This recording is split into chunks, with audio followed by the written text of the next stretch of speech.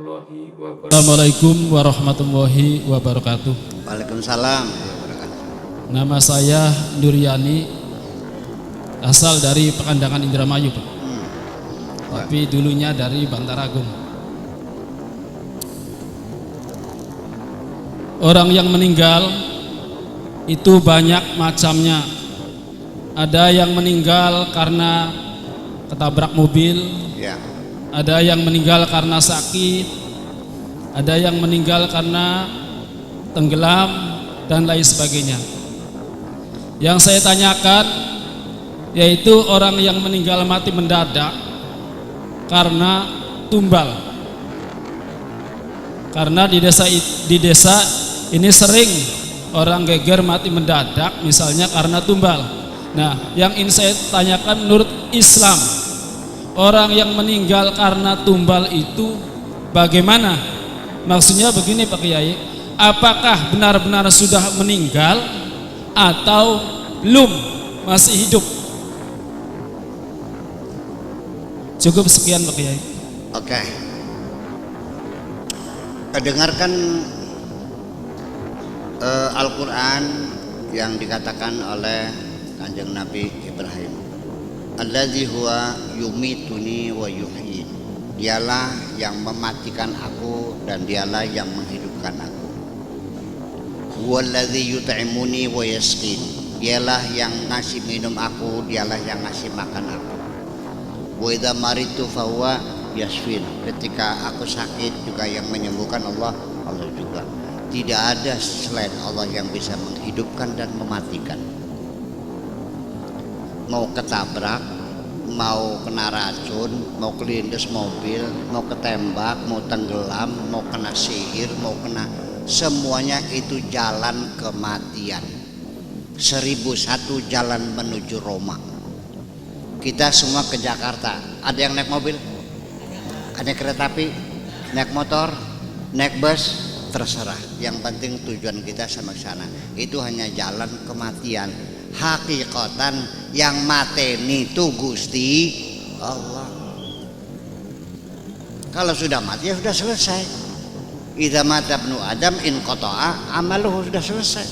Pur. Ya.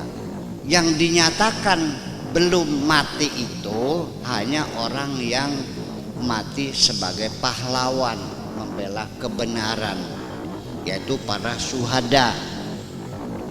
Kata Allah mengatakan bukannya kena tumbal, bukan kena sihir, bukan kena gagaruwo ya, tapi yang matinya itu karena ditembak musuh ketika membela tanah air, membela kebenaran. Firman Allah mengatakan wala tahsabannal ladzina qutilu fi sabilillahi amwata. Jangan kamu kira mereka yang mati terbunuh membela Allah sudah mati. Bal ahyaun, tapi mereka masih hidup. Inda rabbihim yurzaqun, masih mendapatkan rizki dari Allah, masih tinggal di sini. Nah, kita mau kasih makna bagaimana orang mati ditembak Belanda, udah dikubur kan, kita kuburnya bareng-bareng. Bisa nggak kita temui di rumahnya, di kantornya, di balai desa, di sawah, bisa temui enggak? Fisik dia mati, tapi Allah mengatakan mereka tidak mati, masih hidup, masih mendapat rezeki dari Allah. Itu pun bukan mati kesarat namanya, statusnya belum mati. Bagaimana kita menafsirkannya? Yaitu bahwa masih ada, tetapi kebanyakan orang walakina aktsarun nasi la yash'urun. Kebanyakan orang tidak bisa merasakan keberadaannya. Satu contoh umpamanya, Mas Sepeng udah mati belum? Di rumahnya ada nggak? Andai kan dia matinya ditembak musuh lagi membela agama, kata Allah tidak mati, masih hidup. Bisa terjadi. Di sini dulu para pahlawan kita masih ada duduk di pojok di sana, tapi kita nggak ada yang tahu karena kita tidak bisa merasakan keberadaan mereka. Yang bisa tahu hanya orang-orang tertentu yang di sininya dipasang transistor. Paham nggak? Kita di ruangan ini banyak gelombang nggak? Ya, gelombang frekuensi modulasi, gelombang shortwave, gelombang ultra high frekuensi, gelombang elektromagnetik, gelombang, wah, bermacam-macam gelombang membawa suara. Bisa didengar nggak? Enggak. Kenapa? Nggak punya alatnya. Kalau punya alatnya, ya berbunyi. Nah, itu juga mereka itu hadir dalam bentuk gelombang, yaitu hanya orang-orang tertentu yang bisa tahu. Dan itu pun tidak ada masalah dalam kehidupan ini. Itu urusannya Allah. Jadi sebaiknya begini aja lah. Udah kita mikirin, jangan mikirin orang yang mati, apa mati kesaran. Fokus mati, saya matilah kalau gitu. Ya kan begitu. Dan para syuhada juga samalah, nggak usah mikirin bagaimana bisa ngobrol sama mereka. Ya, itu hanya orang-orang tertentu, dan Allah juga memberikan kemampuan itu orang-orang yang dipilih oleh Allah. Wallahu yakhtassu bi rahmati man yasha. Allah memberikan kemampuan berkomunikasi dengan alam barzakh itu juga tidak diberikan kepada semua orang, diberikan orang tertentu yang dikehendaki oleh Allah dengan kesolehannya. Itu konon kabarnya yang bisa berkomunikasi dengan alam barzakh itu di sini ada namanya Habib Lutfi, dengar? Yang biasa salawat itu salawatan tuh. Iya, itu Presiden Thariqah Mu'tabarah di Indonesia itu katanya, yang selalu dibawa oleh Gus Dur kalau ziarah kubur tuh selalu bawa Habib Lutfi katanya, kan gitu, supaya dia yang tahu. Tetapi begini, ada beberapa kesaksian bahwa orang yang sudah mati itu bisa dihubungi. Itu cerita ini di dalam kitab Ar-Ruh, namanya kitab Ar-Ruh. Ini orang tua meninggal, kaya raya, banyak emas berliannya. Mung dulu belum ada berangkas, belum ada bank, belum ada safe box, belum ada tempat gitu. Jadi zaman dulu itu kan dipendem, taruh di kunci, dipendem. Nah, begitu meninggal, anak cucu mencari mana harta orang tua kami. Dicari-cari nggak ketemu. Akhirnya rumah dikeduk-keduk semuanya gak ketemu. Nah, kebetulan mereka mendengar ada orang sakti, orang sakti yang bisa berkomunikasi dengan alam barzakh. Jadi mereka datang, diceritakan bahwa orang tua kami orang kaya, banyak hartanya, banyak emasnya, tapi nggak tahu di mana nyimpennya. Dia terus si kiainya itu nanya, namanya siapa, orang tua kamu, matinya kapan, jam berapa, tanggal berapa. Oke, nanti 3 hari lagi kamu kesini. Nanti mau saya lacak, saya hubungi dia ke sini. Nah, 3 hari kemudian dia datang, lalu dia katakan ini hartanya ada di kamar tidur.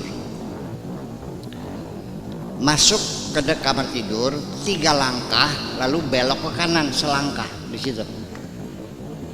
Mereka datang, masuk kamar 3 langkah, terus belok ke selangkah, dikeduk, ya ada di situ. Ini artinya bahwa masih bisa berkomunikasi. Kemudian ada lagi, mungkin ya ini saya cerita begini ceritanya gini. Si anak ini ada yang nawarin dibawa ke Jakarta, mau kerja ya di diskotek lah gitu. Sudah dandan, si mucikari udah siap jemput jam sekian, jam 3 malam gitu, mau dibawa ke Jakarta. Pakai apa biasanya tuh, mobilnya apa, travel ya, travel yang 2/3 tuh. Jadi dia sudah dandan, sudah baju di koper, sudah duduk di ranjang nungguin jemputan. Tiba-tiba kakeknya datang. Wahai cucuku, mau kemana kamu? Mau ke Jakarta bapak tua. Ada apa? Mau kerja untuk apa? Buat ngasih makan anak-anak. Ya, suami saya meninggal dunia, anak-anak saya perlu makan. Jadi gimana? Wahai cucuku yang tercinta, ini bapaknya mati pahlawan ini. syuhada. Jangan pergilah, percayalah, kamu dapat harta nanti kamu pernah penyakit nggak ada enaknya. Udah tinggal saja di sini. Kalau nurut bapak tua, doakan kamu dapat suami yang kaya. Itu begitu. Ini dalam keadaan duduk, terjadi dalam keadaan duduk, tidur tidak, mimpi juga tidak, setengah mimpi tidur. Begitu dia sadar kakinya itu menghilang, dia menangis menjerit-jerit, kopernya dilemparkan lagi, mucikari datang diusir mucikarinya. Udah hanya 1 minggu itu ada duda kaya, istrinya meninggal dunia, sawahnya 40 hektar. Ya kan, ini kan cerita itu kan testimoni dari orang-orang yang mengatakan bahwa kadang-kadang itulah makanya enta robim yurzakun tuh tidak mesti harus mereka mesti makan, mesti pakai bukan, bisa berkomunikasi, bisa membimbing anak-anak cucunya. Itulah makanya mengapa demikian Ibu sekalian. Ini begini,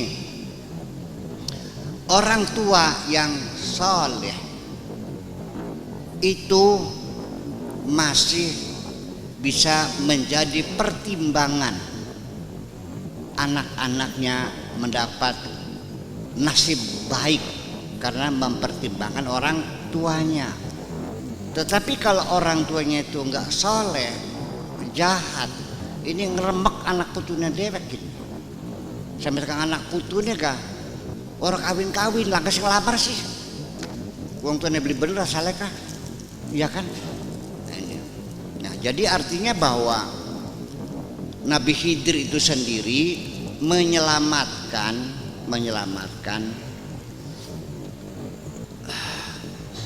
harta karun anak yatim dengan pertimbangan wakana abuhuma solihah, karena bapaknya orang soleh.